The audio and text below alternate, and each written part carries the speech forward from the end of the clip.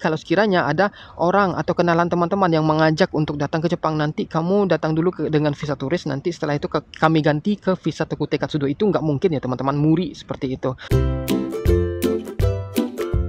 Action, minasan konnichiwa, pao pao desu. Oke guys, di video kali ini kita akan ngebahas yaitu tentang visa Tokute Katsudo atau visa dengan kegiatan khusus. Sebenarnya visa ini memang bisa dibilang cukup rumit karena tujuan dan peruntukan visa ini bermacam-macam. Jadi visanya cukup luas ya teman-teman. Dan mungkin sebagian dari teman-teman yang berada di Jepang atau yang berada di Indonesia pernah mendengar jenis visa ini. Nah, jadi di sini ya gue akan mencoba jelaskan kepada teman-teman berdasarkan pengetahuan gue tentang visa Tokute Katsudo ini. Nah, maka dari itu buat teman-teman yang ingin tahu silahkan nonton video ini sampai habis.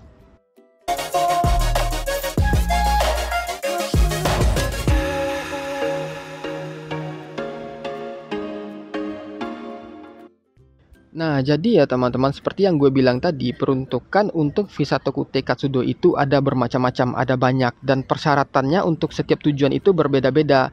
Kenapa? Karena gue sendiri pun itu pernah menggunakan visa Tokute Katsudo untuk tinggal di Jepang. Tidak hanya gue, beberapa teman-teman gue atau kenalan gue itu mereka ada yang tinggal di Jepang itu dengan menggunakan visa Tokute Katsudo seperti itu. Jadi banyak ya tujuan untuk visa Tokute Katsudo itu, tidak hanya untuk bekerja saja, tetapi ada tujuan-tujuan lain seperti itu. Nah, jadi di sini gue akan menjelaskan beberapa jenis visa Tokute Katsudo berdasarkan pengetahuan dan pengalaman gue seperti itu. Karena banyak sekali ya tujuan untuk visa Tokute Katsudo itu. Jadi di sini gue hanya menjelaskan tentang yang gue tahu-tahu saja seperti itu.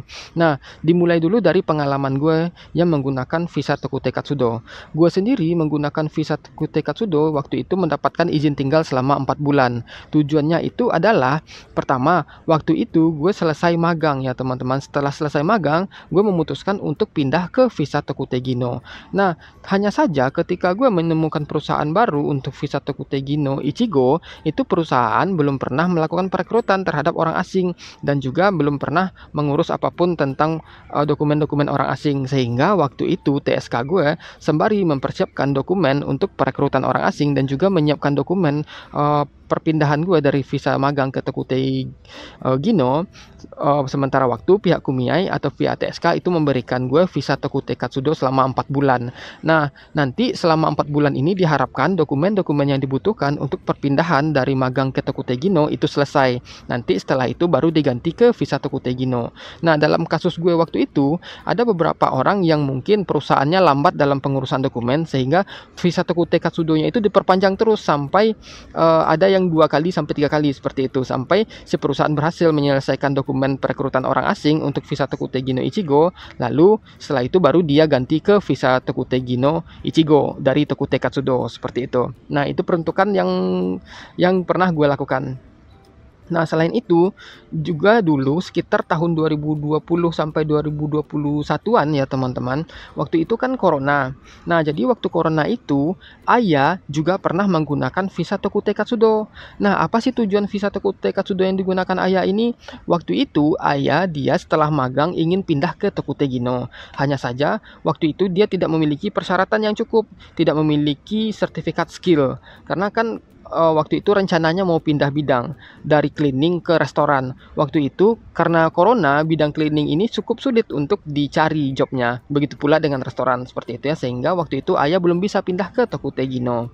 Nah, jadi waktu itu kebetulan kan juga karena ada corona, orang-orang itu tidak bisa pulang ke negara asalnya setelah magang karena kan keterbatasan maskapai penerbangan, sehingga waktu itu Kumiainya ayah memberikan visa Tokute Katsudo sementara seperti itu dengan alasan tidak bisa pulang ke negara asal, sehingga waktu itu Kumiai ayah mengapply visa Tokute Katsudo ke imigrasi dan mendapatkan izin tinggal selama 6 bulan seperti itu. Nah, selama 6 bulan itu hanya diizinkan untuk baito ya teman-teman, karena kan statusnya tadi nggak bisa tuh pulang ke negara asal seperti itu ya. Nah, jadi diberikanlah Tokute Katsudo selama 6 bulan.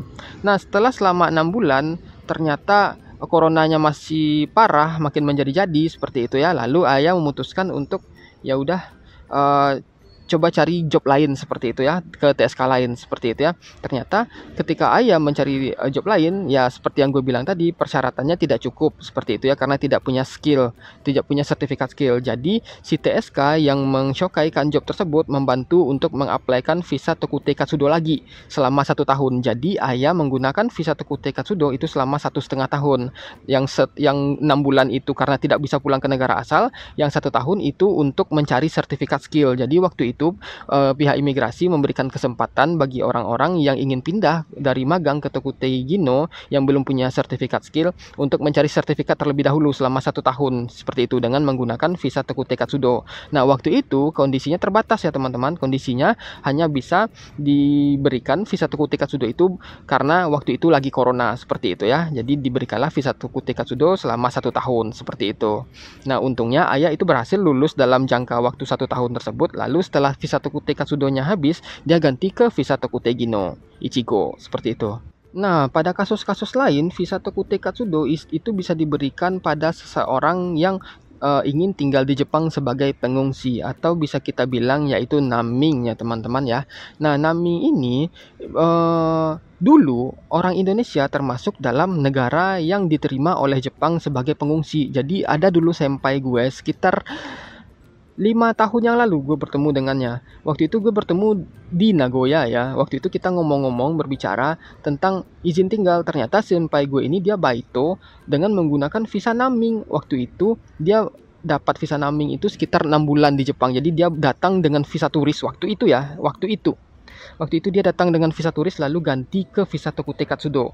Karena dia merasa di negara dia tidak aman. Karena kan naming ini kan tujuannya pengungsi. Jadi waktu itu Jepang mengizinkan negara Indonesia menggunakan visa Tokutei Katsudo sebagai pengungsi. Nah, contoh yang lain pengungsi ini misalnya seperti orang-orang dari negara perang, seperti Ukraina, seperti itu ya. Nah, pemerintah Jepang itu mengizinkan orang-orang dari negara tersebut untuk datang ke Jepang sebagai pengungsi karena negara mereka tidak aman, seperti itu ya.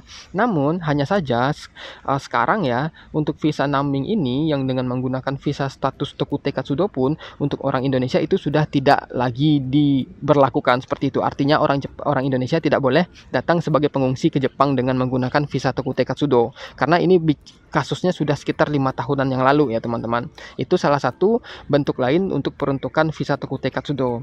Yang lain adalah misalnya seperti gue sekarang, bukan gue ya pemegang visa Tokutei Katsudo, anak gue itu lahir di Jepang. Waktu itu pas lahir status visa gue yaitu visa Tokutei Gino Ichigo, dan ayah juga statusnya visa Tokutei Gino Ichigo. Jadi kita kan masih belum bisa menggunakan visa Tokutei visa Kazoku Taizai untuk mengurus status tinggal anak seperti itu ya. Jadi bagi orang asing yang memiliki anak di Jepang, yang lahirnya di Jepang, itu anaknya diberikan status izin tinggal yaitu adalah visa Tokutei Katsudo sesuai dengan masa izin tinggal orang tuanya. Jadi kalau misalnya orang tuanya itu Tokutei Gino Ichigo kan cuma 1 tahun seperti itu ya, harus diperpanjang setiap tahun seperti itu. Jadi anaknya juga dapat Tokutei Katsudo selama 1 tahun. Jadi nanti visa Tokutei Katsudo itu bisa diperpanjang selama orang tuanya berada di Jepang. Kalau misalnya orang tuanya Tokutei Gino selama 5 tahun, artinya anaknya pun juga memiliki kesempatan tinggal di Jepang selama 5 tahun seperti itu ya, mengikut orang tuanya. Nah, jadi biasanya solusinya yaitu adalah ketika orang tuanya sudah selesai dari Tokutei Gino Ichigo dan pindah ke Tokutei Gino Nigo, nanti visa anaknya baru bisa diganti ke visa Kazoku Taizai seperti itu ya. Nah, itu salah satu yang lain contohnya. Contoh yang lain adalah misalnya pemegang visa Kodo Semon atau profesional high skill ya teman-teman, itu juga bisa mengundang keluarga dengan menggunakan visa Tokutei Katsudo, bukan visa Kazoku Taizai. Perlu teman-teman ketahui, untuk visa Kazoku Taizai itu hanya bisa mengundang keluarga yang satu kakak dengan kita. Misalnya seperti ini, teman-teman sudah menikah, ada istri, ada anak. Nah, si istri dan anak inilah yang bisa diundang dengan menggunakan visa Kazoku Taizai. Bagaimana dengan orang tua?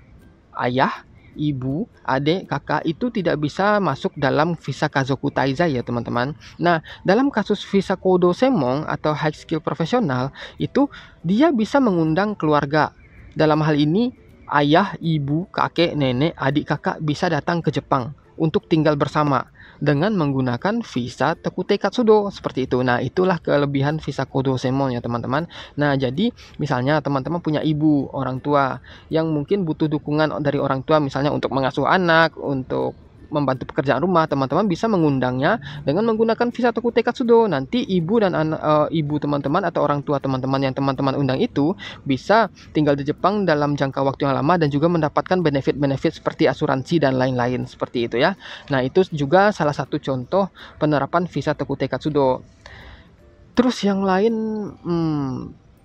ya misalnya seperti visa Tokutei Katsudo Rokujuyong ya teman-teman, itu juga bisa. Itu syaratnya adalah teman-teman harus N1 dulu seperti itu. Nah, di situ teman-teman bisa melakukan pekerjaan apapun yang tanpa ada batas jenis pekerjaan seperti itu ya.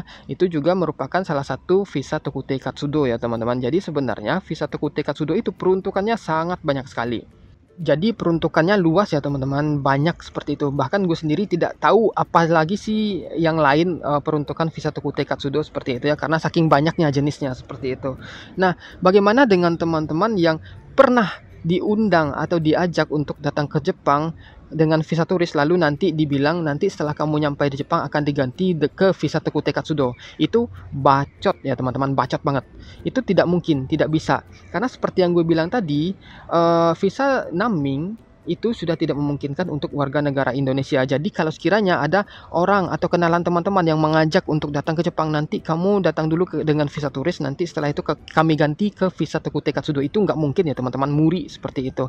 Alasannya nggak ada, karena untuk mengapply visa Tokutei Katsudo itu perlu alasan yang kuat, yang masuk akal, yang bisa diterima oleh imigrasi, dan alasan-alasan yang sudah ditetapkan oleh imigrasi seperti itu. Seperti beberapa alasan-alasan yang gue sampaikan tadi, seperti kita yang tidak bisa pulang karena corona, terus juga punya melahirkan anak di Jepang, atau misalnya butuh dukungan orang tua karena butuh pendukung secara emosional, mengasuh anak dan lain-lain ya teman-teman. Tentunya ada syarat-syarat yang harus dipenuhi seperti itu. Tidak bisa datang ke Jepang langsung tiba-tiba terus apply visa Tokutei Katsudo tanpa alasan yang jelas, itu tidak bisa ya teman-teman. Jadi harus tahu dulu apa tujuan pengappaian visa Tokutei Katsudo tersebut, dan nanti keputusannya berada di tangan imigrasi.